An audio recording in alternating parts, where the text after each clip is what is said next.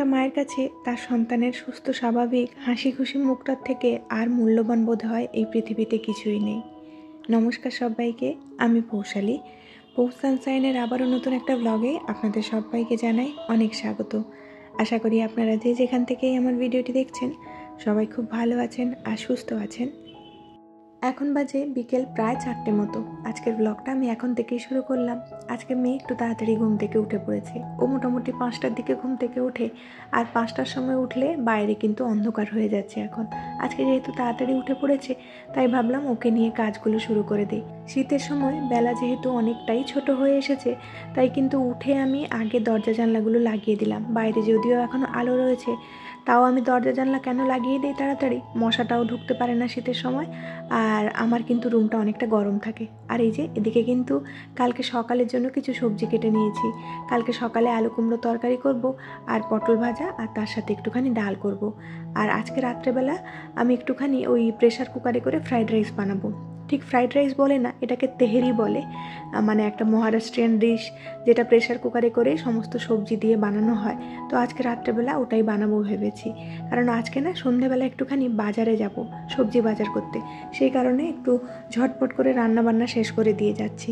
তো এদিকে আমি গ্যাসে দুদিকে দুটো কড়াই বসিয়ে দিলাম, একদিকে মেয়ের জন্য সন্ধ্যেবেলা টিফিন বানাচ্ছি। তো আজকের ব্লগটা এখন থেকে যারা দেখা শুরু করেছেন তাদের সবার কাছে আমার একটাই অনুরোধ, ভিডিওর মধ্যে যদি কোনো অংশ আপনাদের কাছে একটু হলেও ভালো লেগে থাকে তাহলে ভিডিওটিতে একটা লাইক কমেন্ট করে জানাতে ভুলবেন না। আর আমার এই ছোট্ট পরিবারের নতুন কোনো সদস্য হলে আপনাদের যদি লাইফস্টাইল রিলেটেড ব্লগ দেখতে ভালো লাগে তাহলে অবশ্যই চ্যানেলটিকে সাবস্ক্রাইব করে আমার পাশে থাকতে পারেন। ওদিকের কড়াইতে কিন্তু আমি একটুখানি ক্যাপসিকাম আর গাজরকে ভাজতে দিয়েছি, আর এদিকে প্রেশার কুকারের মধ্যে প্রথমেই গরম মশলা দিয়েছি, গোটা গরম মশলা আর একটু জিরে ফোড়ন, আর সমস্ত সবজিগুলো দিয়ে একটু ভাজা ভাজা করে নেব। আজকে মেয়েকে সন্ধ্যাবেলা একটু টিফিনে বানিয়ে দিচ্ছি সিমাইয়ের চাউমিন, মানে ওই ভার্মিসেলি নুডলস যেটাকে বলে।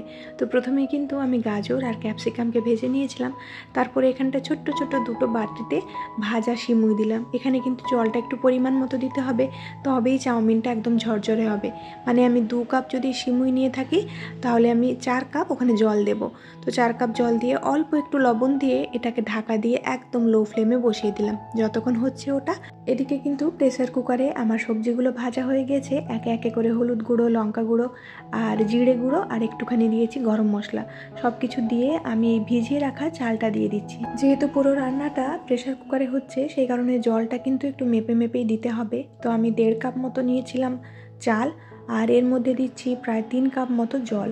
চালটা দেওয়ার পরে এরকম ভাজা ভাজা করে নিয়েছি যাতে দেখবেন চালের কালারটা একটুখানি চেঞ্জ হয়ে যায়, মানে ট্রান্সপারেন্ট হয়ে যায়, সাদা সাদা লাগে দেখতে। সেই অবস্থাতে জল দিয়ে এটাকে আমি প্রেশার কুক হতে দেব। লো ফ্লেমে এটাতে 2টো মতো সিটি পড়লেই কিন্তু সঙ্গে সঙ্গে এটাকে বন্ধ করে ওর প্রেশারটা বেরিয়ে যাওয়ার পরেই আমরা প্রেশার কুকারটা খুলতে পারবো। আর এদিকে কিন্তু আমার এই নুডলসটাও রেডি হয়ে গিয়েছে।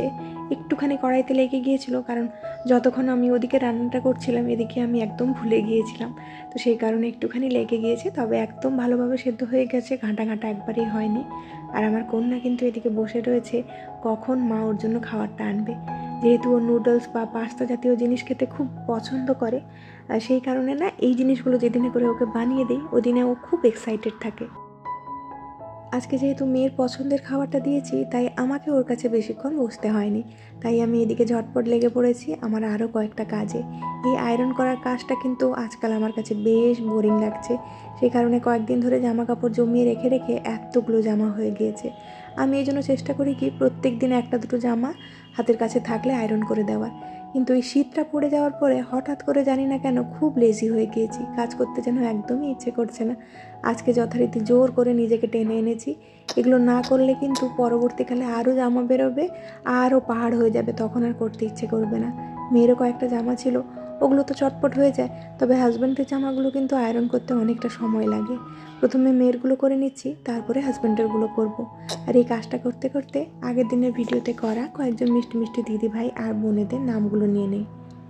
বনানী রাজা, সঞ্চয়িতা অধিকারী, সুখ দুঃখের জীবন, বিডি ব্লগার মোমো, কায় দিদি ভাই, little thoughts of Maliha, Monir সংসার, home maker Tanima Adhikari, Priyanka art, Moushree আর lifestyle blog, ARI lifestyle blog, Ishita Sahu, Dolon simple housewife, Susmita, Preeti Samaddar, Tula De, user Shukla, Arup Ghosh, Popy Ghosh দিদিভাই, আওয়ার ব্লগস, আর মারিয়াম মুনা, আরু মামা ব্লগ। আপনাদের সবাইকে জানাই অসংখ্য ধন্যবাদ এরকমভাবে আমার পাশে দাঁড়ানোর জন্য। আপনাদের এই সাপোর্ট আর ভালোবাসা পেয়ে সত্যি আমি ভীষণ খুশি। আশা করব আগামী দিনগুলোতে আপনারা আমার পাশে থাকবেন। আর যারাই এই ইউটিউবের প্ল্যাটফর্মে নতুন এসেছেন তাদের সবাইকে জানাই আন্তরিক শুভেচ্ছা। আপনারা কিন্তু মন দিয়ে কাজ করে যান, দেখবেন একদিন সফলতা ঠিক আপনাদের হাতের মুঠোতে আসবে। ইউটিউব কিন্তু খুব একটা সোজা জায়গা নয়, আমি এতদিন কাজ করে যা বুঝেছি। এখানে কিন্তু আপনাকে অনেক বেশি পরিশ্রম করতে হবে, আর প্রথম এখান থেকে কিচ্ছু আশা করলে হবে না। প্রথম কিন্তু এখানে শুধু দিয়েই যেতে হবে, আর আপনাদের কন্টেন্টের ওপরে কিন্তু অনেক বেশি খেয়াল রাখতে হবে।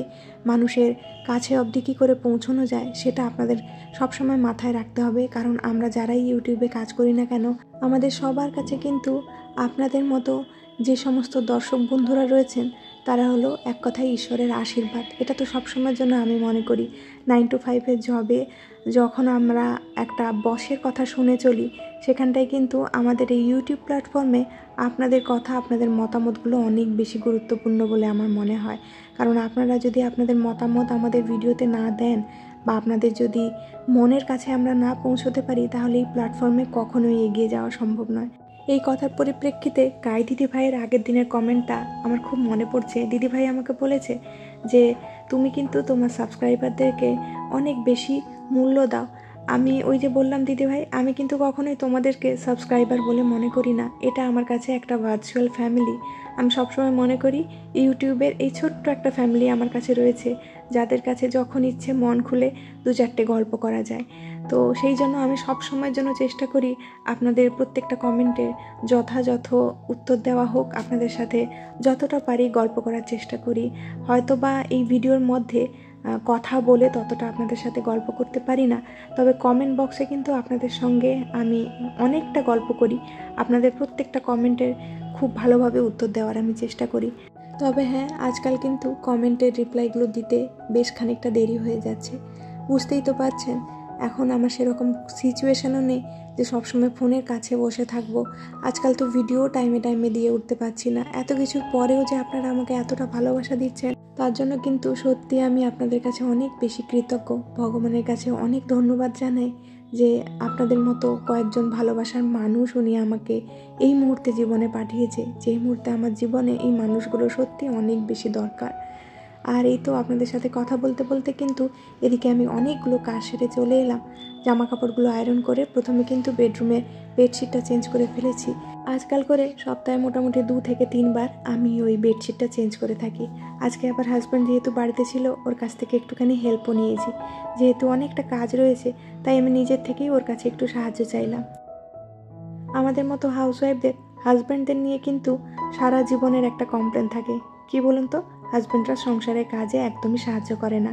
আমরা কাজ করি কিন্তু হাজব্যান্ডরা আমাদেরকে একদমই হেল্প করে না। যাই হোক, দাঁড়ান এখন আপনাদেরকে দেখাই আমার এই রাইসটা কেমন হয়েছে। শুধুমাত্র 2টো সিটি দিয়েছিলাম, তারপরে একদম এটাকে ছেড়ে দিয়েছি মানে ঠান্ডা করার জন্য। তারপরে দেখুন প্রেশারটা খোলার পরেই ভাতটা কিন্তু একদম ঝরঝরে রয়েছে, একবারেই ঘেঁটে যায়নি। আমি এর মধ্যে একটুখানি ঘিও মিশিয়ে দিয়েছিলাম। তো যাই হোক, যেটা বলছিলাম সেই কথাটাই বলি। এই যে আমাদের হাজব্যান্ডরা সংসারে বা বাড়ির কাজে হেল্প করে না বা বাড়ির কাজ জানে না, এটাতে না ছেলেদের খুব একটা বেশি দোষ নেই জানেন।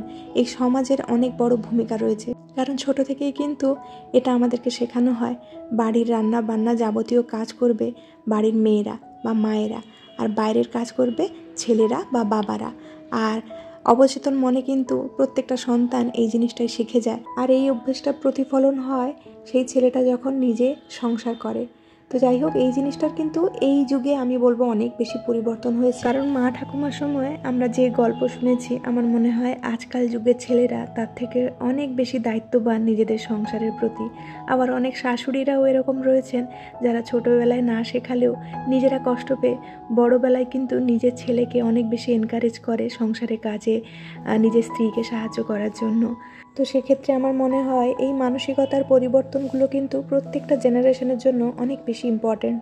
তা না হলে কিন্তু ওই জেনারেশন ট্রমা যেগুলো হয় সেগুলো কিন্তু আমরা নিজের থেকেই একটা জেনারেশন থেকে আরেকটা জেনারেশনে বয়ে নিয়ে চলে যাই। তাই আমরা আমাদের এই জেনারেশন থেকে যেই ভুলগুলো থেকে শিক্ষা নিচ্ছি সেগুলো যেন পরবর্তী জেনারেশনে না চলে যায় সেটা কিন্তু আমাদেরকেই মাথায় রাখতে হবে। আর সংসার করতে গেলে কিন্তু একটা মেয়ের মধ্যে অনেক ছোটোখাটো গুণের প্রয়োজন হয়, তবে সব গুণ যে সবার ক্ষেত্রে প্রয়োজন তা বলবো না। কিছু কিছু শ্বশুরবাড়ি এতটাই ভালো হয় যে একটা মেয়ের মধ্যে ভালো খারাপ যাই গুণ থাকুক না কেন তারা কিন্তু নিজেদের মতো করে মানিয়ে তার সাথে নিজেরা অ্যাডজাস্ট করে। আবার অনেকের ক্ষেত্রে শ্বশুরবাড়ি অ্যাডজাস্ট করে না, মেয়েটাকেই বেশিরভাগ ক্ষেত্রে অ্যাডজাস্ট করতে হয়।